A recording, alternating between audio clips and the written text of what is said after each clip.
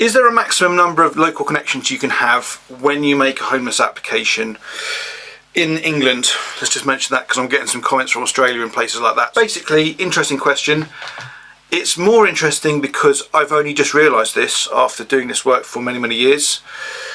And the short answer to the question is no, there's no upper limit. But there's something about the way that local connection works which basically means that you can have a lot more than you might realise. And that might be very useful if you were to become homeless, because that gives you more options than you might realise that you have. So, a few basics before we really get into it. Local connection is something which is utterly confusing. It's almost like it's been designed to be confusing, because wherever you stand in England, there will be two different definitions of local connection that would apply to you if you were approaching the council for some kind of housing assistance. There's this definition under Part 7 of the Housing Act, which is all about homelessness. So if you're homeless, you should be tested against this particular criteria that we'll come to in a moment. But if you're not homeless, if you're just applying for social housing through the sort of general kind of application process, there's a different definition, and that definition is not national, it's basically locally set. So there'll be a bespoke version of local connection that applies to people who approach the council who are not homeless. Unfortunately, many local authority officers will not even know there's a difference that you actually end up speaking to, because they're often not getting any training. So they will often confuse the two. And as a generalisation, the Part 6 general definition of local connection is far more strict than the Part 7. So technically, yes, it would be possible to have multiple local connections under Part 6, but it's less likely than it would be under Part 7. So very quickly, I've talked about this on particular videos before. There's really three criteria that we want to focus on for this video. There is a fourth, which I'll come back to at the end, or at some point. So you have local connection if you're homeless, if you, one, have lived in the area, in the district, in settled accommodation for at least 6 out of the last 12 months, or at least 3 out of the last 5 years. So already we can see it would not be that unusual to have two different local connections through residence, because you might have lived in your current home for 9 months, and then, you know, for the rest of your life before that you have connections to two districts. Secondly, you've got close family who've lived in the area for at least 5 years, and the guidance specifies that close family could include aunts, uncles, grandparents, step-parents, grandchildren, provided there's sufficiently close links in the form of frequent contact and dependency, stuff like that. And you can also have local connection in the third case through permanent employment in the area, in that district, which could include volunteering, you know, consistent volunteering. There's a fourth criteria which should apply to people who can't meet those previous three, or may not meet those previous three. So people sleeping rough, for example, may not have had settled accommodation. You might have British nationals returning to the UK. So at the moment, when I'm recording this in 2025, there's quite a few British nationals coming to the UK from the Chagos Islands and arriving in Heathrow, and rather foolishly, although understandably, making the application to Hillingdon Council, which is probably not the best way of doing things. As an aside, if you're coming from the Chagos Islands or anywhere else and you don't have a connection to a local authority in this country, don't go to Hillingdon. That's going to make your job, you know, much more difficult than it needs to be, and you won't be housed in Hillingdon anyway. So yeah, I'm going to shelve that for a minute and come back to what I'm talking about. So looking at the first three criteria, and just literally apply it to yourself, you can see it's possible to have multiple local connections. To use me as an example, I've lived in Bedford my whole life, fortunately in settled accommodation, but my folks live over in Dorset, so which is a nice part of the world basically. And so immediately I'd have connection to Bedford through residence and Dorset through family connection, because I often go and see them and whatever. And therefore, if my house was to burn down, there is an option for me to apply to Dorset Council. Now, yes, I know, I often say that you can make an application to any council in the country, but in a situation where you're not a risk in your own area, pragmatically it doesn't make a lot of sense. Although you can chance it. I have seen cases, and there are cases in the LGSCO database, where people apply to an area where they have no local connection.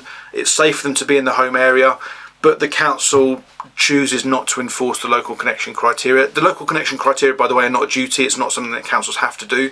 They have a power to do it.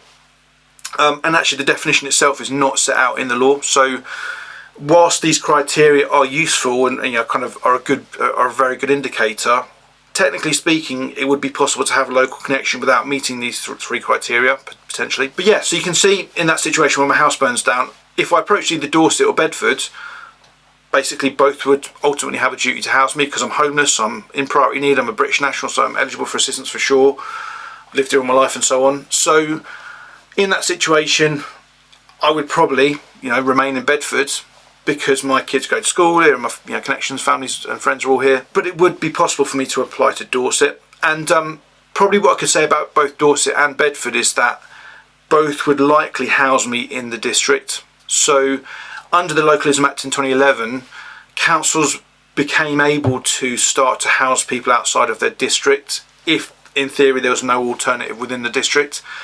And it's interesting to see how much councils within London vary around this, because some councils will turf you up to the north, just with a drop of a hat, and say there's nothing closer, and yet their neighbouring borough might find it very simple just to house people in their own district. So yeah, I'm a little bit suspicious about how that works sometimes when councils say they can't find anything closer than Peterborough or Durham or Hartlepool or whatever. But yeah, so for both Bedford and Dorset, if I apply to either of those councils, I'm likely going to end up there. But that does add in another aspect to this, that if you are in London and you might have a connection to one district and one district only, applying to that district doesn't actually guarantee you actually going to get housed there. So let's take the example here that instead of a local connection to Dorset, my folks lived in Haringey. So I would have connections to both Haringey and Bedford. If I approached Haringey, I'm probably not going to get housed in Haringey. And what's more, I'd probably have no control really about where I end up being housed. So I could be housed in, Southampton or something, which is the opposite direction from where I want to be.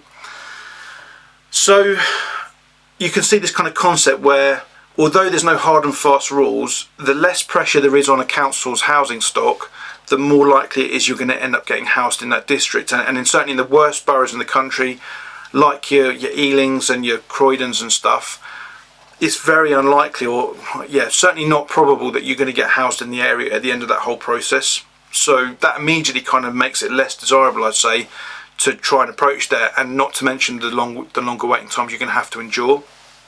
So going back to my example, when my house is burned down, I've got connections to both Bedford and Dorset. One of the things I'd want to look at is what's the average waiting time for a 3-bed property, which is what I'd need because I've got 2 kids. And if I bring up the figures here, the average waiting time for a 3-bed once the main duty has been accepted in Dorset is 326 days. And in Bedford it's 526 days. So I'm going to have to wait almost twice as long in Bedford to actually get properly housed. So that might be a consideration. Now, probably in my case it probably wouldn't be enough to sort of tip the balance. However, there would be situations where it quite often would do. So let me explain a little bit more to this. I have only just realised this about the way the law works this week, because it doesn't actually say it in the guidance. I had to go to some rather obscure sources to find this, and I found them through the Facebook group I run, by the way, called Homelessness Best Practice. So I just put the question into the group, and someone helpfully kind of gave the link to the very obscure bit of the law which says this is possible. Because in my case, as one of a family of 4, I have a local connection to not just the connections I have, the family connections I have, which in my case would just be Dorset, but I'd also have a connection to my wife's family connections. So her folks live in London.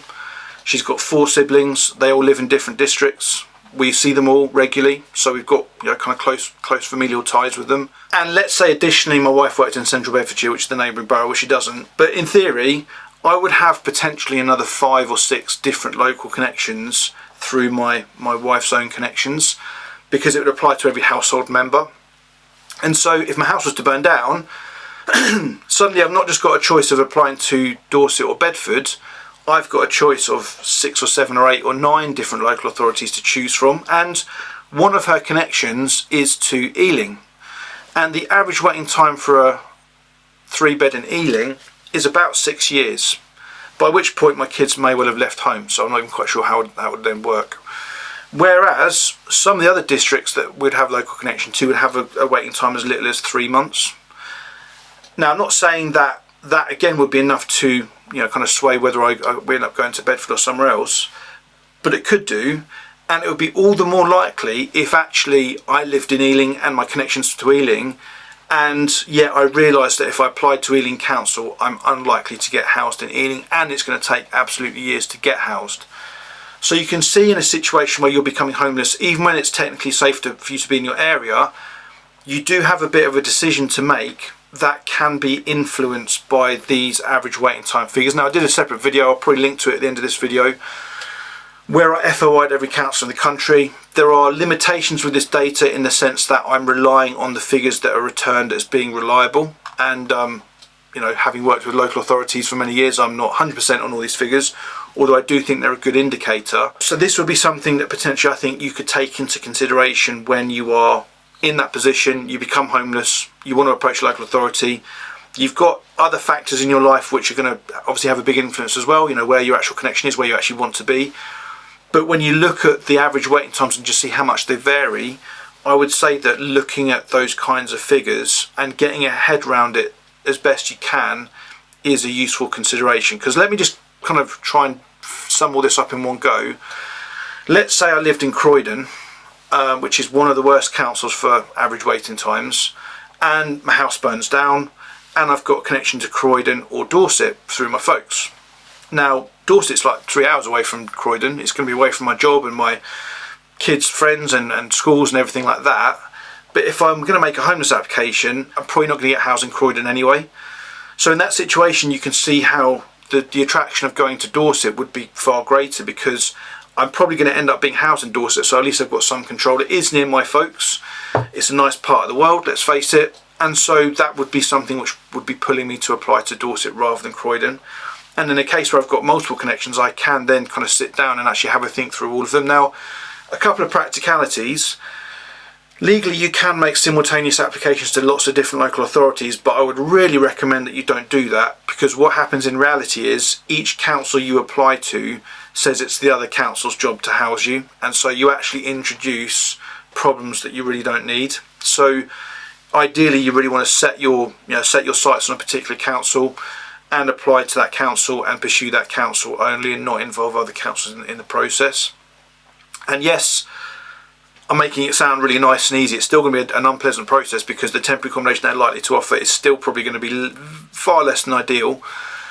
But ultimately, if you look at the average waiting times, you can think, okay, am I going to endure this for several years or maybe a couple of decades in some places?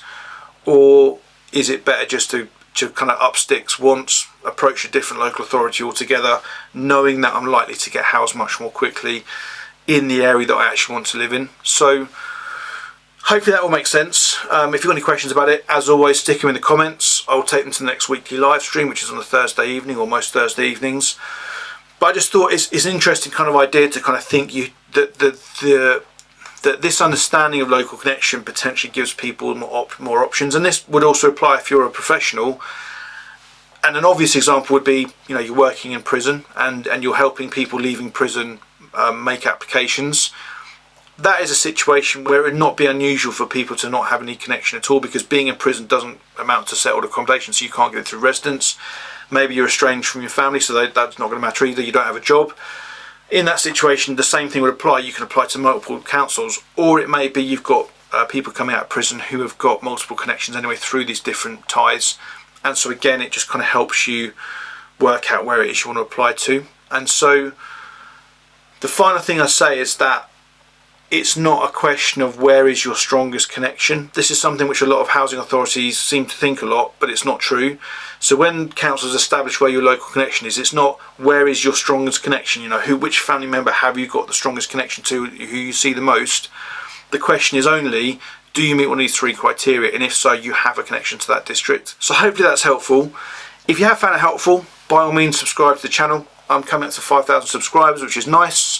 Thank you for all those people commenting and putting questions in and just kind of giving some feedback. It's really helpful.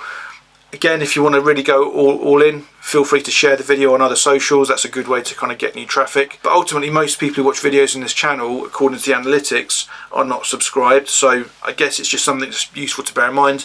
If you do subscribe, you should get notifications of new videos and also bits and pieces that I'm doing. It might also be worth you following Homelessness Best Practice on LinkedIn and Facebook, or one or the other, because we'll post details of upcoming training events, both free and paid. that you might be interested in, you know, events we're doing. So at the moment we're trying to do a free webinar every couple of weeks or whatever. Obviously not over Christmas, but we'll see what happens after that. Just focusing on a particular topic, so keep an eye on that. And also I guess Eventbrite's a good way to do that as well, because you'll get, again, notifications of new events that go up.